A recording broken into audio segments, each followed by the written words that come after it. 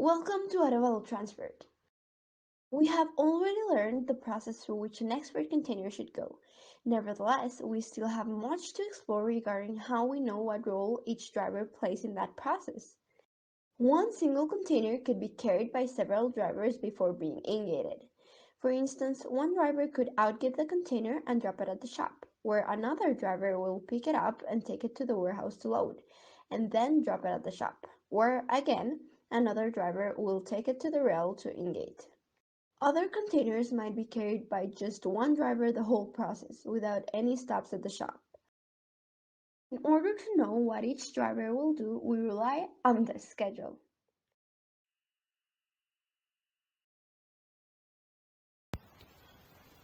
This is a schedule, and to be more specific, this is the owner-operator schedule. The owner-operators are drivers who own their own trucks, and this means that they can take their trucks home and that they get paid by mile and not by hour. We're going to learn to read it, and as you can see, we have the name of the driver in here, and we have the day and the date.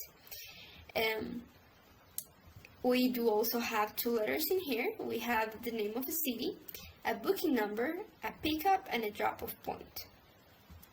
So if we want more details on this booking specifically, we are going to go to the booking page and we're going to look for that booking on the booking page. So you can see this booking is under column AQ. These are the two letters that we have in here in the schedule. And we're gonna find, like for example, the brand that the containers that are going to be loaded are, the quantity of containers that have to be loaded for this booking, the ERD. The ERD stands for earliest release date, is the first date in which the container can be ingated, and the cutoff date, which is the last date in which the container can be ingated. We're also going to find the pickup and drop-off point. This pickup and drop-off point is completely different from this pickup and drop-off point, and I'm going to explain you why. This pickup and drop-off point refers to the depot in which we can get the container from, which is CP. And the drop-off point refers to the place where we can ingate the container to. After we load the container at Breckenridge, we can ingate it to CP. Whereas these pickup and drop-off points refer to the place in which our driver started having contact with the container. He went to load at Breckenridge, and where is he gonna drop off the container after he loaded? He will not be outgating his container. That's why his pickup point is not CP, and he will not be ingating his container neither, and that's why his drop-off point is not CP either. We're also gonna find if the booking is confirmed. This is an indication that we're good to outgate at the depot. And we're going to find a list of containers. These are the containers that have been outgated under this booking, for this booking. And we're going to get more in detail, and we're going to learn more closely what it means, what each color means on the booking page, and how to make notes on the booking page. But for now, I just wanted you to see the list of containers.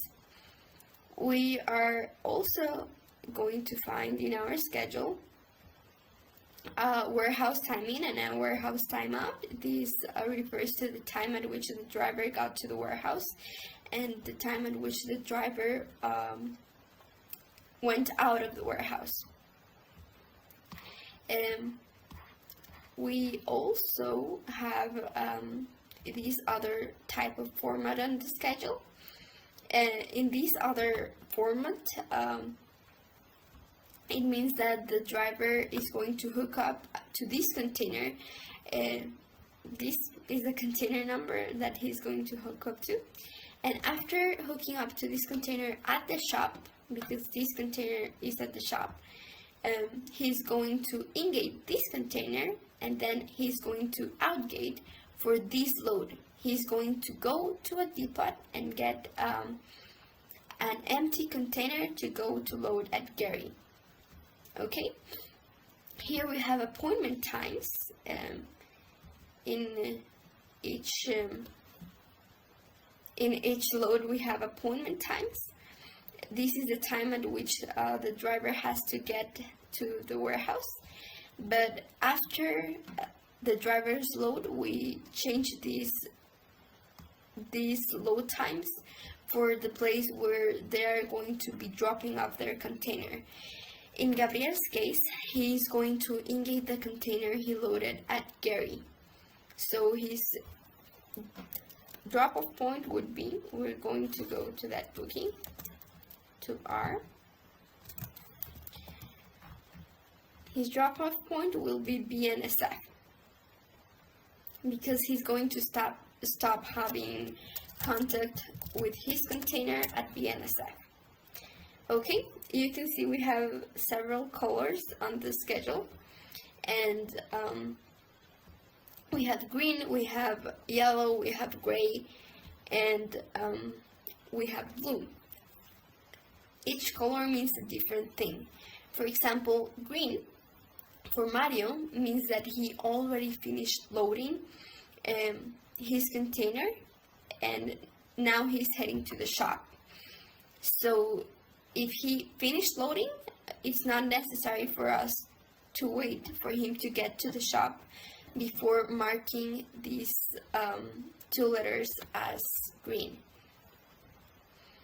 Yellow means that the load is good to go, so we can tell the driver to do this load. Then gray means the load has been put there by the schedule, but it's not good to go yet. It still has to be confirmed. Then we sometimes find orange on the schedule. For example, if we found orange in here, we would know that our scheduler made an update and that we should send that update to the driver. When we find blue, blue is actually a color that we as dispatchers put when we start working on something and we start telling the driver about this load. And after this has been marked as blue, if we have any updates, it is marked as orange, so we can see the update more easily. So yes, this is the owner-operator schedule. You can expect that in the next videos we're going to learn how to tell the driver about what we can find on the schedule, and we're also going to learn about this other side of the schedule, which is the schedule for the company drivers. These are drivers that use company trucks. So I hope you enjoyed it, and see you later.